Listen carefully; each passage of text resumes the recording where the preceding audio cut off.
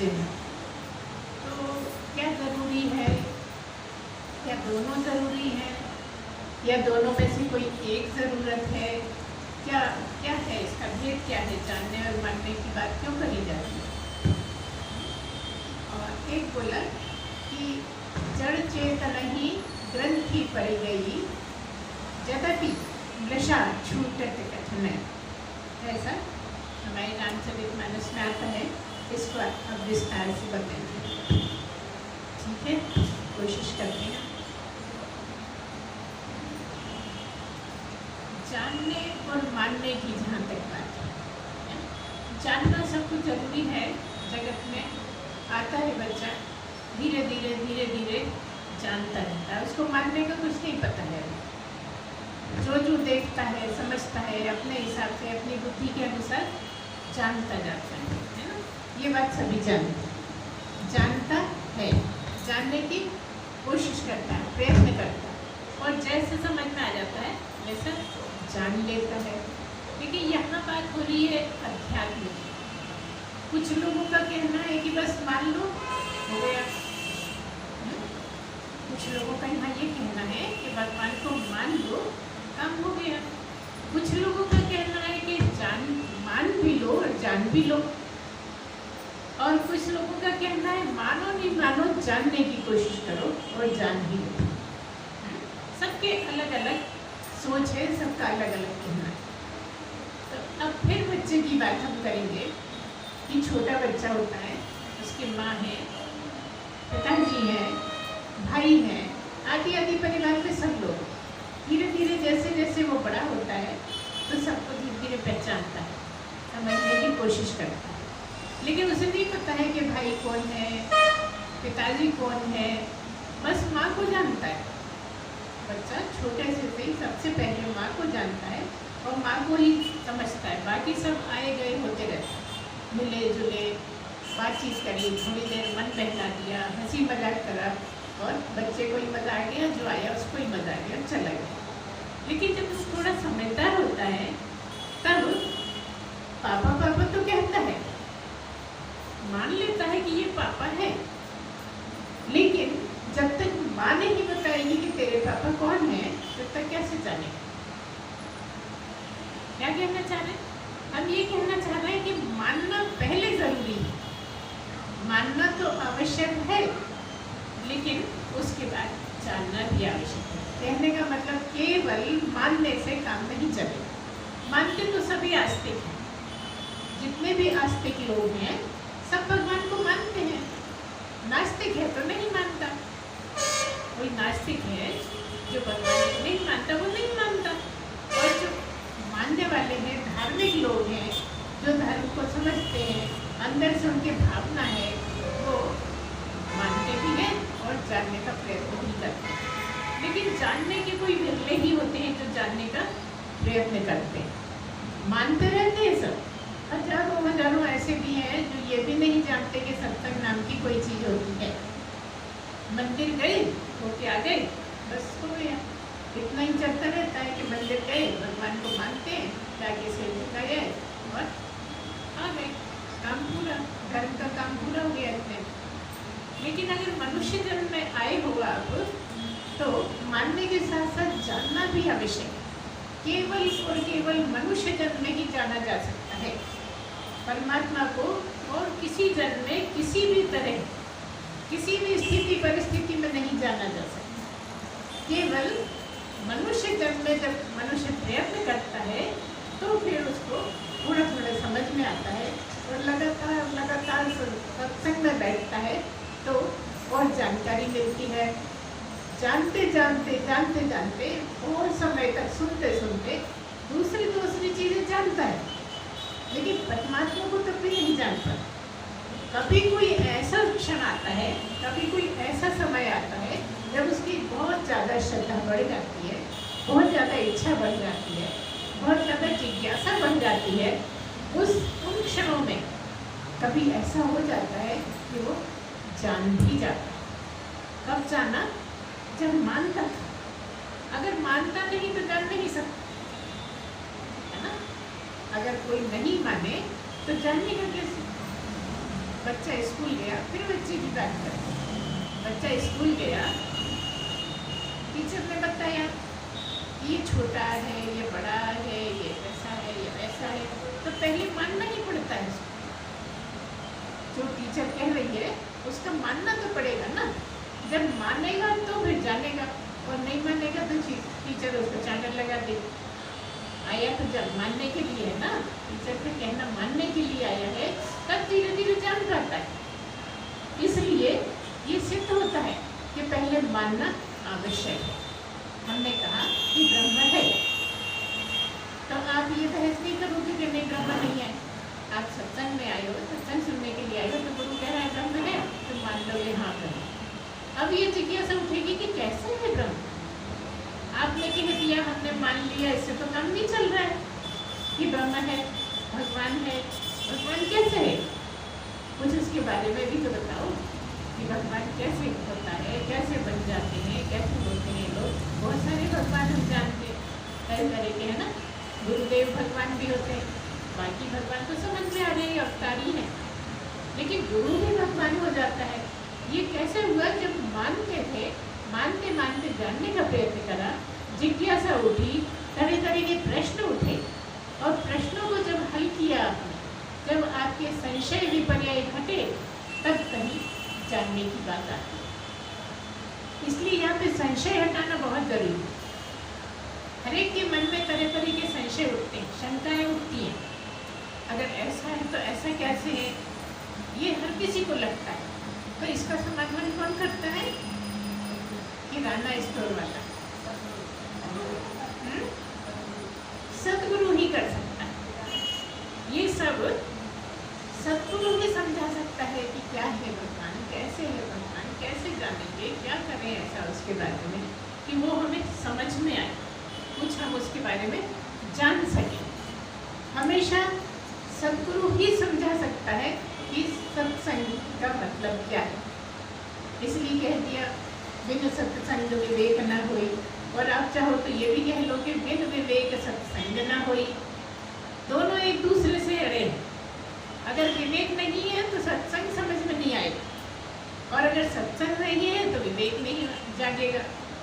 मतलब विवेक सत्संग में ही जागता है, सत्संग के बिना विवेक नहीं जागता। आप कहोगे नहीं, बुद्धि सबके पास होती है, विवेक है। नहीं नहीं, विवेक केवल उसको कहते हैं जिसके द्वारा सत्संग समझा जाता है, जिसके द्वारा ब्रह्म को समझा जाता है, जिसके द्वारा भगवान को जाना जाता है, वो विवेक है। कोई आज तक ऐसा नहीं हुआ जो बिना विवेक के भगवान को समझ पाया। बुद्धि का काम नहीं यहाँ, बुद्धि से जगत के काम होते हैं, बुद्धि से आपके सारे व्यवहारिक काम होते हैं, लेकिन बुद्धि से ही पढ़ाई लिखाई भी होती है, सब होता है, जो भी जगत के सारे काम है, जगत के काम में आ गया। लेकिन बुद्धि को ही जब तराश कर हम विवेक बना लेते हैं, तब वो बुद्धि सत्संग को समझने लायक होती है। वो उपजते उपजते उपजती है।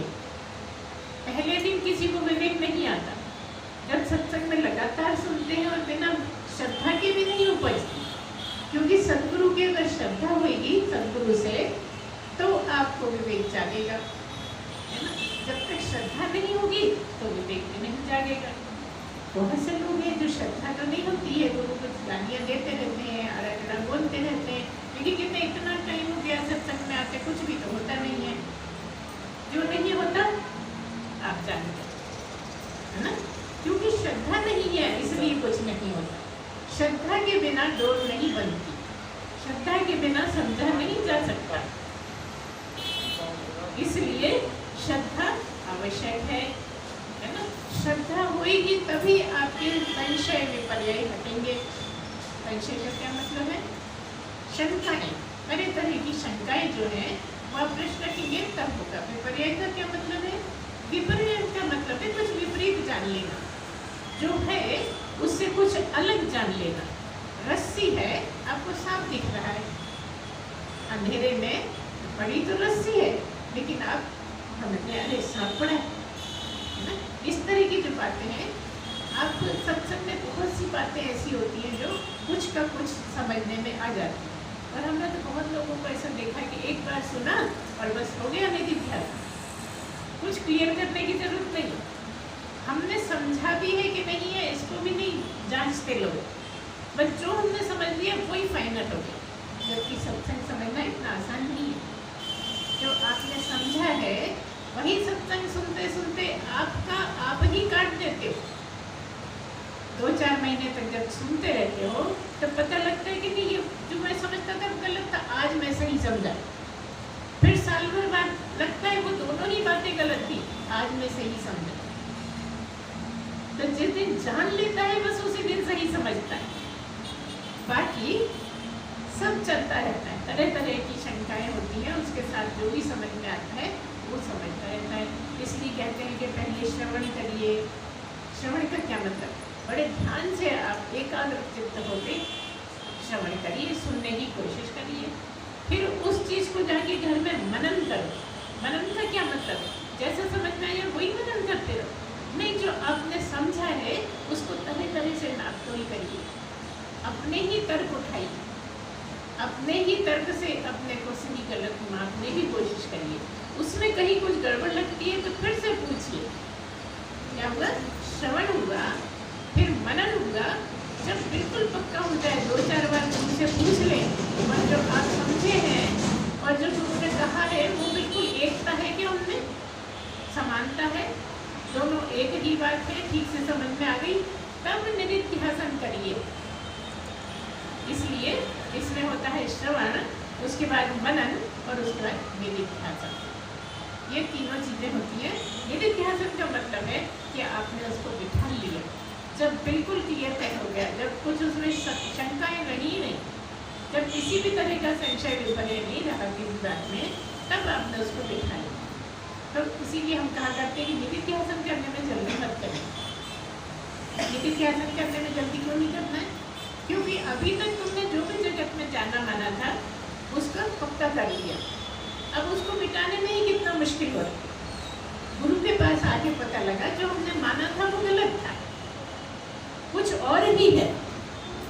उसने भी शंका है कि अभी हम सही माने कि नहीं, जाने के नहीं, है ना?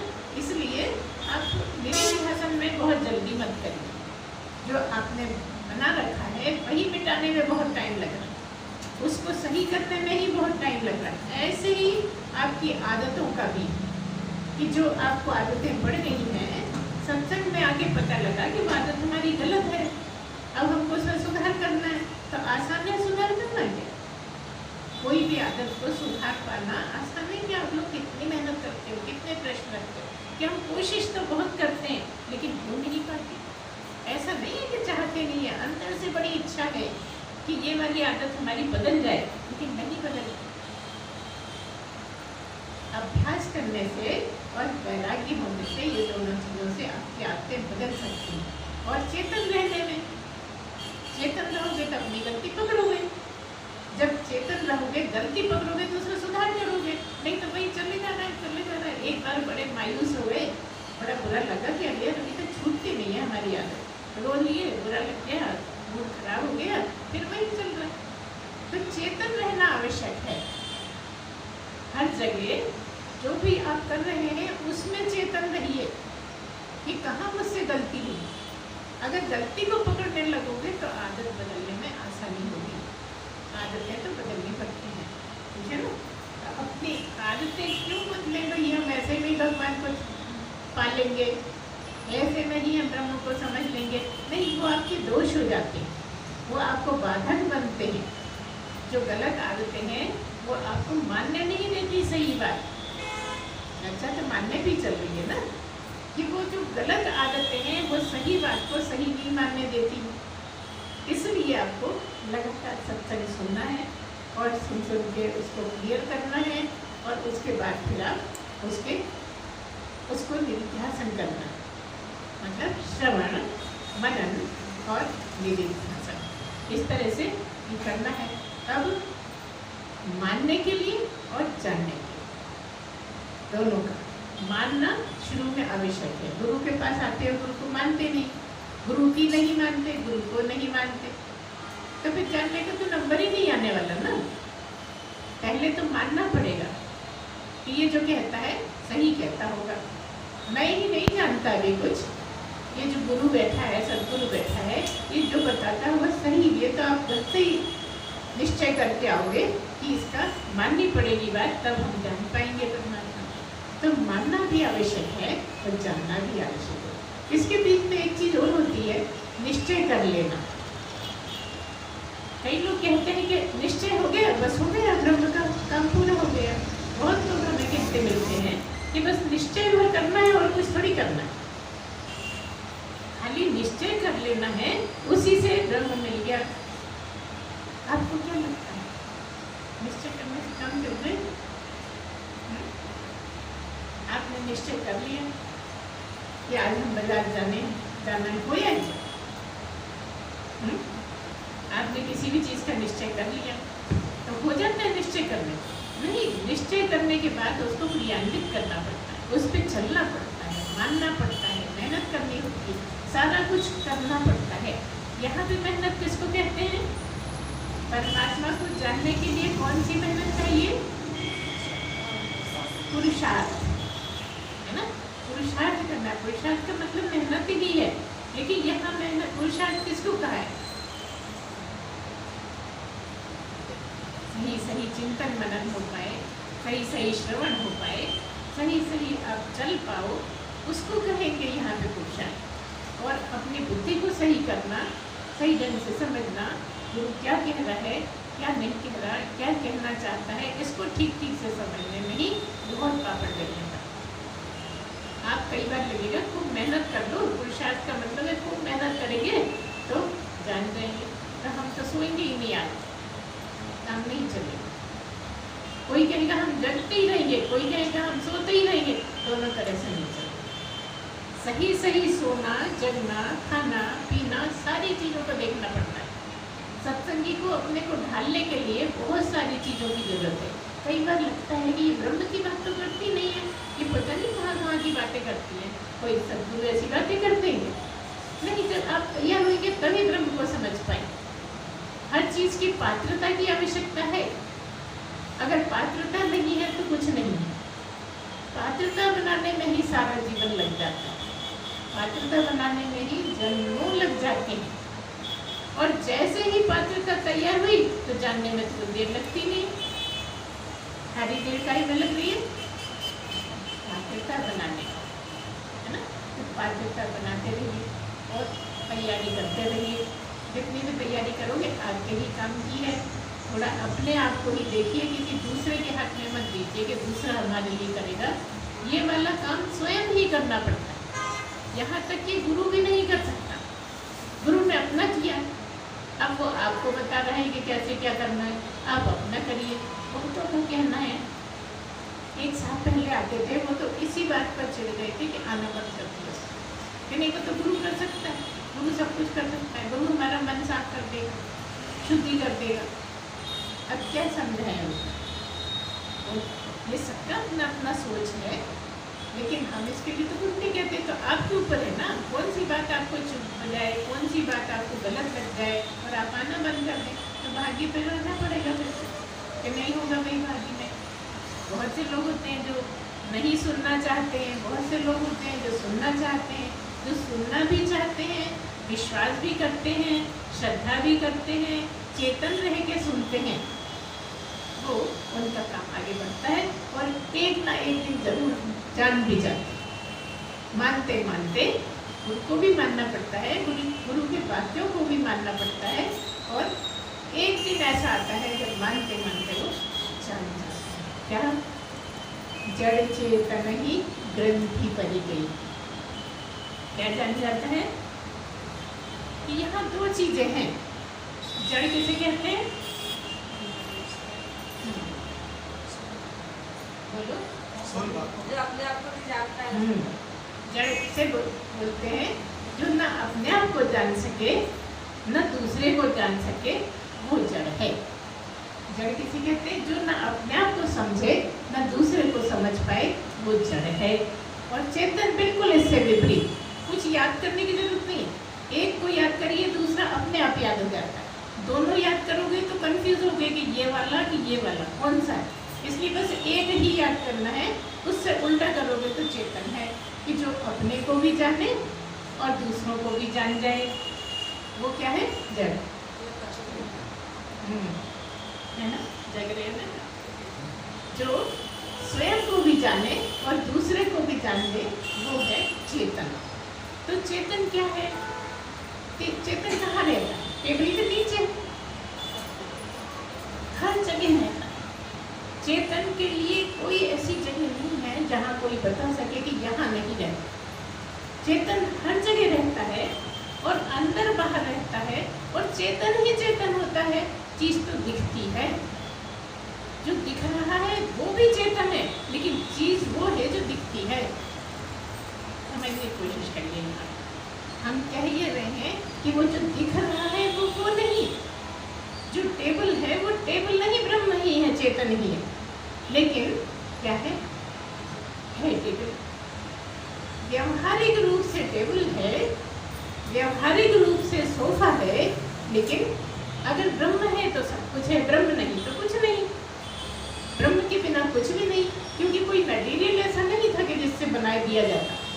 ब्रह्म ही ब्रह्म था, अकेला ब्रह्म ही था, और ब्रह्म से ही सारा जगत खड़ा हो गया, है ना। तो क्या कहा हमने?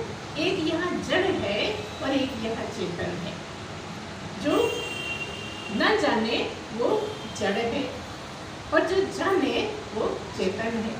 तो यही के यही क्या है? यही की यही जड़ भी है और यही की यही चेतन भी है। लेकिन अगर यहाँ चेतन इससे नाता तोड़ दे तो जड़ ही जड़ है।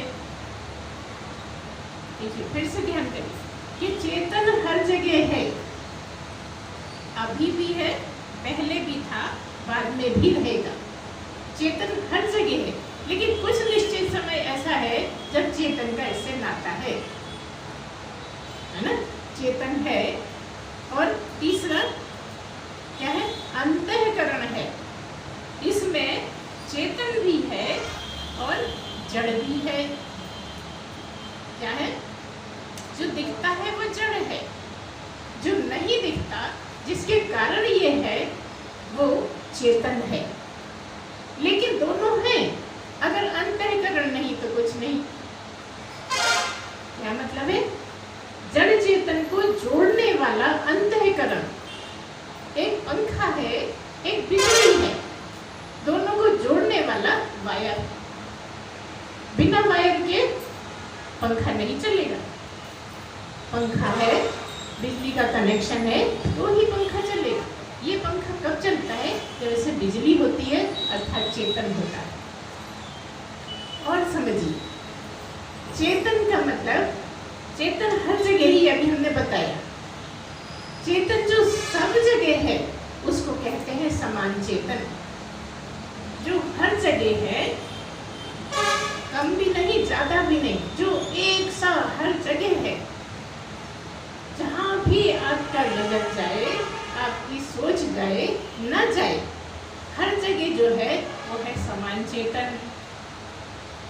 और विशेष चेतन कहाँ? ये सब विशेष चेतन जो दिखते हैं, जहाँ चेतन दिख रहा है, जहाँ चेतनता मालूम पड़ रही है, वो विशेष चेतन।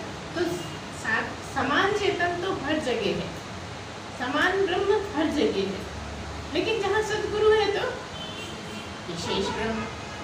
देखिए, ब्रह्म दिखता भी नहीं, चेतन में तो चैतन्यता है, समझ में आती है, लेकिन ब्रह्म में ब्रह्मता कोई शब्द नहीं।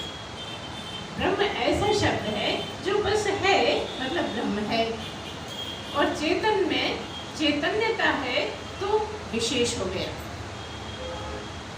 और जहाँ चेतन में चेतनता नहीं है वहाँ समान, मतलब यहाँ भी समान, सोफे में समान, टेबल में समान, हर चीज में समान रूप से भरा हुआ है, ना घनीभूत है ना विरल है। लेकिन जब कोई भी आपको जानदार चीज दिखती है तो विशेष चेतन, चाहे कीड़ा हो, चीटा हो, सांप हो, कुछ भी हो, वहाँ विशेष चेतन। और वैसे सारे के सारे सब जगह, हर जगह जो है नहीं है, सब समान चेतन। तो ये समान चेतन और विशेष चेतन को समझना आवश्यक है। आप जब किसी को देखें, मान लो वो सो रहा है, आपको नहीं पता मरा पड़ा है कि सो रहा है ना, कुछ चैतन्यता दिखती है तो कहते हो चेतन है, जीवित है ना। और अगर चैतन्यता नहीं दिखती है तो संशय रहता है। ठीक है, आप समझ रहे सो रहा है, लेकिन डॉक्टर ने बताया 4 घंटे पहले मर गए, आप क्या समझ रहे थे? सो रहा है ना। तो वो जो विशेष चेतन था वो उसमें से चला गया, विशेष चेतन हट गया, कनेक्शन हट गया, चैतन्यता खत्म हो गई, इसलिए विशेष चेतन नहीं था। यहाँ हमने बताया समान चेतन और विशेष चेतन, है ना। तो यहाँ पर बता रहे हैं जो जड़ है और चेतन है दोनों इसमें है, उसको मिलाने वाला है अंतःकरण। अब क्या है, इसमें सब मालूम पड़ता है, चलता है, करता है, बोलता है, देखता है, सुनता है, सब कुछ करता रहता है ना। तो कैसे करता है, ये कैसे कर पाता है? क्योंकि इसमें चेतन है, चेतन के बिना ये कुछ भी नहीं कर सकता। तो चेतन है जो नहीं दिखता, और ये जड़ है जो दिखता है, ठीक है ना। एक दिखने वाला, एक नहीं दिखने वाला, ये बुद्धि ऐसी है जो समझ में नहीं आती कि क्या है, चक्कर क्या है।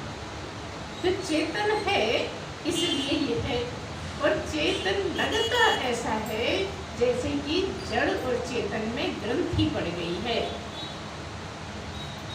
पड़ी नहीं है। क्यों, कैसे कहोगे पड़ी नहीं? जगति वृषा, यद्यपि वो झूठी है, लेकिन लगता है कि ग्रंथि पड़ गई, लगता है कि गठान बंधी है, गठान खुली और जड़ी जड़ बचा, ऐसा लगता है कि यहाँ चेतन भी है, जड़ भी है। तो यहाँ कैसे हैं ये दोनों, एक कैसे बने हैं? अंतःकरण के कारण। अंतःकरण ही है, इसलिए जीव यहाँ से वहां जाता है। एक शरीर छोड़ा, दूसरा पकड़ा, दूसरा छोड़ा, तीसरा पकड़ा, ये किसके कारण? अंतःकरण के कारण। देखिए जो 19 तत्व हैं उसमें ब्रह्म नहीं आता। 19 तत्व में क्या क्या है? 5 प्राण है, 5 कर्मेंद्रियां हैं, 5 ज्ञानेंद्रियां हैं और 4 अंतःकरण के भाग। ठीक है, कितने में? 19। ब्रह्म नहीं है। अब ब्रह्म के बिना ये 19 भाग काम के बता दो। ब्रह्म के ही लिए तो जहाँ ब्रह्म है, और ब्रह्म है सब जगह। तो यहाँ बात है चेतन की, जहाँ चेतन है और जड़ भी है, लेकिन अंतःकरण से कनेक्शन है तो चैतन्यता है ना। कनेक्शन है तो चैतन्यता है, लेकिन लगता है ये कैसे भला, कैसी ग्रंथि है, ये कैसे जुड़े हैं, ये सब कैसे होता रहता है, ये हमारे दिमाग में एक ग्रंथि। तो ग्रंथि यहाँ नहीं, ग्रंथि यहाँ है ना। ग्रंथि यहाँ है जिसको खोलना है। अब खोलोगे तो तब जब होए, जो है ही नहीं, जो झूठी है, उसको तुम कैसे खोलोगे? अगर 2 धागे हैं और उसमें गठान है तो आपको तेज लाइट में जाके नाखून से, नहीं तो वो नाखून कटे हैं अभी खुल नहीं रहे हैं, लेकिन सब तरह से कोशिश करके खोल लोगे। लेकिन जहाँ है तो दिखती नहीं, है ही नहीं, तो वहाँ क्या खोलोगे? खोलने के लिए कुछ चाहिए ना। जब है ही नहीं ग्रंथि तो खोलना क्या है? इसलिए कह दिया वृषा, मतलब झूठी, मतलब लगती है नहीं, कोई ग्रंथि नहीं है। ग्रंथि नहीं होने का मतलब ये है कि कभी भी जड़ से चेतन नहीं मिल सकता। मिला हुआ है, भरपूर मिला हुआ है, लेकिन तब भी जड़ से चेतन क्यों नहीं मिल सकता? कि जड़ चला जाता तो चेतन भी चला जाता, और चेतन कहीं जाता नहीं, आता नहीं, कुछ करता नहीं, है ना। क्या मतलब है? जड़ बिल्कुल अलग और चेतन बिल्कुल अलग, पंखा बिल्कुल अलग, बिजली बिल्कुल अलग। बिजली का पंखे से कनेक्शन हुआ तो चलने लगा। बिजली को तो पंखा नहीं कह सकते ना, कह सकते पंखे को बिजली कह सकते ना, पंखे को बिजली कह सकते ना, बिजली को पंखा कह सकते, तो वो बिल्कुल अलग अलग। लेकिन बिना बिजली के चलता नहीं, तुम भी बिना बिजली के नहीं चलते। और तुम्हारी जो बिजली ब्रह्म परमात्मा सच्चिदानंद है ना जी, वो बिजली जो है तुम्हारे अंदर, वो तुमसे जैसे ही तुमसे कनेक्ट होती है तो तुम चेतनता में आ जाते हो। तब भी कभी कभी ऐसा होता है कि चेतन होते हुए तुम चेतन नहीं होते। वो कौन सा समय? सोते में, है ना।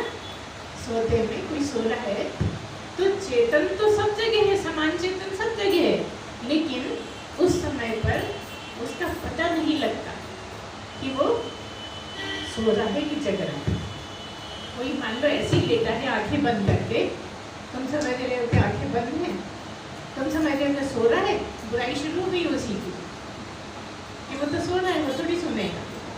थोड़ी देर में वो उठा, तुमने सब सुना दिया, तुमने क्या क्या बोला, तो वो चेतन था कि नहीं था? पूरी पूरी चेतन्यता, बहुत ज्यादा ध्यान से सुनने लगा। मेरी बात हो रही ना, जब तुम्हारी बात होती है तुम ध्यान से सुनते हो ना, कान लगा के सुनते हो। वही चेतन चैतन्यता के लिए आ रहा है, वही चेतन जागने के लिए आ रहा है, वही चेतन सावधानी के लिए आ रहा है। ये सब तो आपको अपने आप समझना पड़ेगा, है ना। जब आपने पूछा तो हमने सब बता दिया, लेकिन आप इसका जब तक मनन चिंतन नहीं करोगे तो नहीं समझोगे। ये है चेतन ही, और चेतन होने से ही ये सब कुछ है, लेकिन चेतन को समझना तो पड़ेगा, चिंतन मनन तो करना पड़ेगा, तब समझ में आएगा। तो इस तरह से ये जड़ के साथ चेतन है, और ग्रंथि पड़ी हुई सी लगती है, ग्रंथि है नहीं। ये जैसे ही क्लियर होता है तो हमें साफ साफ समझ में आता है कि क्या है ब्रह्म, क्या है ब्रह्म का होना ही बस है। ब्रह्म है इसीलिए सब कुछ है, और ब्रह्म नहीं तो कुछ नहीं।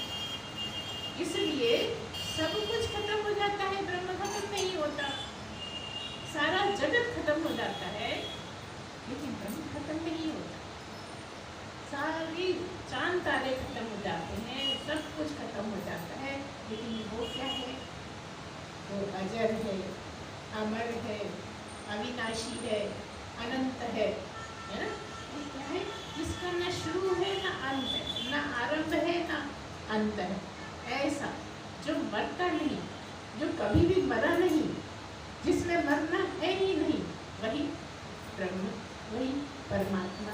और परमात्मा को ही समझने के लिए हम सत्संग में बैठते हैं, जानने की कोशिश करते हैं, प्रयत्न करते हैं।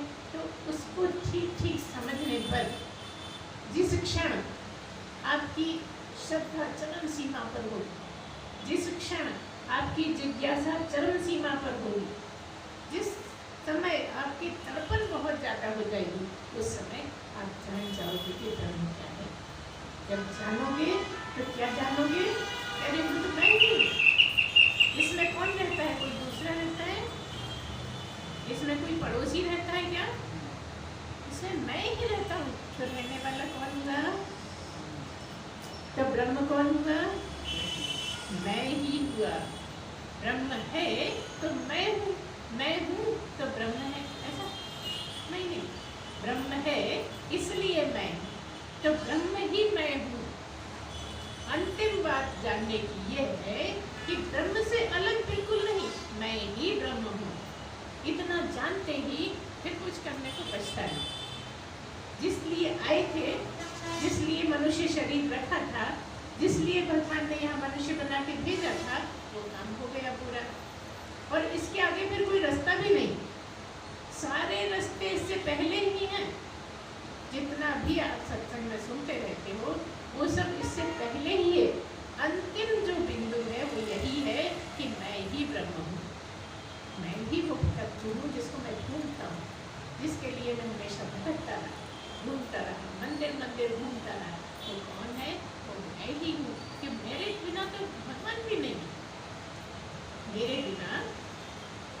मंदिर गए, तुम ही नहीं हो तो गए कहाँ से? दर्शन किए किसने? तुम ही नहीं हो तो दर्शन किसने किए? तुम्हारे होने से ही सब कुछ है ना, कि तुम्हारे हुए बिना हो जाएगा? तुम्हारे होने से ही सब कुछ है। भगवान है मतलब क्या हुआ?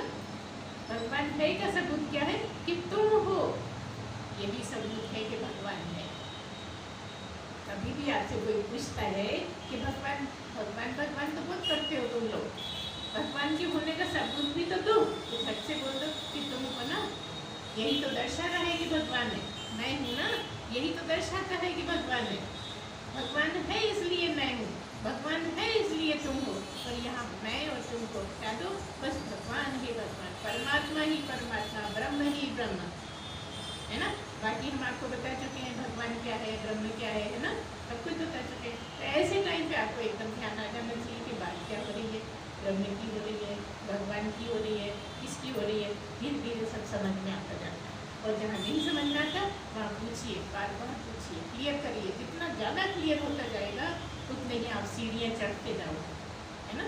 इस तरह से सही चल रहे हैं, चलते रहिए, आगे बढ़ते रहिए। जहाँ की जो कठिनाई हम बैठे बताने के लिए। तो आज इतना ही। बोलिए सच्चिदानंद भगवान की जय।